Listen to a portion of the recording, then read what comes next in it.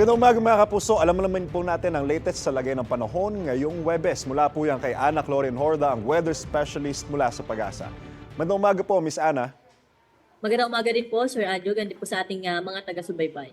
Unang tanong po, ano-ano pong lugar sa bansa ang patuloy na ulanin ngayong araw dahil po sa hanging habagat?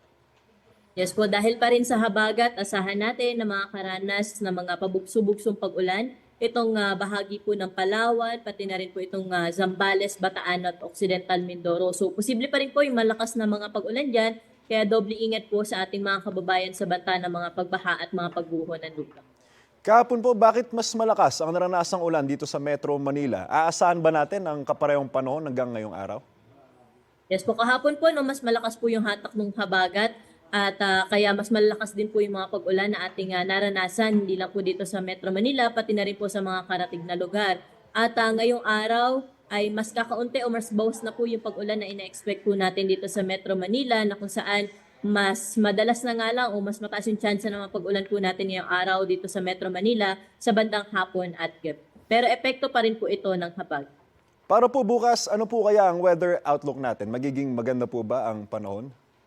Improving weather condition po, Sir Andrew, yung inaasahan po natin sa malaking bahagi po ng ating bansa bukas dahil nga ina-expect natin nahihina po yung ating habagat. Pero dun po sa bahagi po ng Palawan, Occidental Mindoro ay mananatiling maulap pa rin po ang kalangitan bukas at may mga kasamang pag-ulan. Pero dito po sa atin sa Metro Manila at sa ibang bahagi nating kapuluan ay generally maaliwalas na po yung panahon bukas o mas maaliwalas na po yung panahon bukas. Kung may mga pag-ulan man, mga panandalian na lamang sa hapon at sa gabi. Last question, Miss Ana, may namamata na po ba tayong panibagong sama ng panahon sa loob po o labas ng PAR? Sa kasalukuyan po, Sir Anjo, ay wala pa naman po tayong panibagong LPA o cloud cluster na minomonitor po.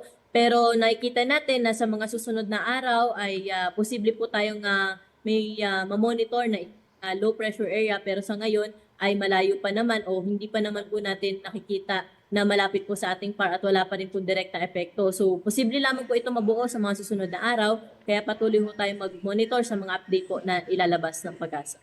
Magandang umaga at maraming salamat po, Miss Ana Clorin Horda, weather specialist mula sa Pag-asa. Salamat po. Magandang umaga. Kapuso, para laging una ka sa mga balita, bisitahin at mag-subscribe sa GMA Integrated News sa YouTube. Sa mga kapuso abroad, samahan nyo kami sa GMA Pinoy TV at sa www.gmanews.tv.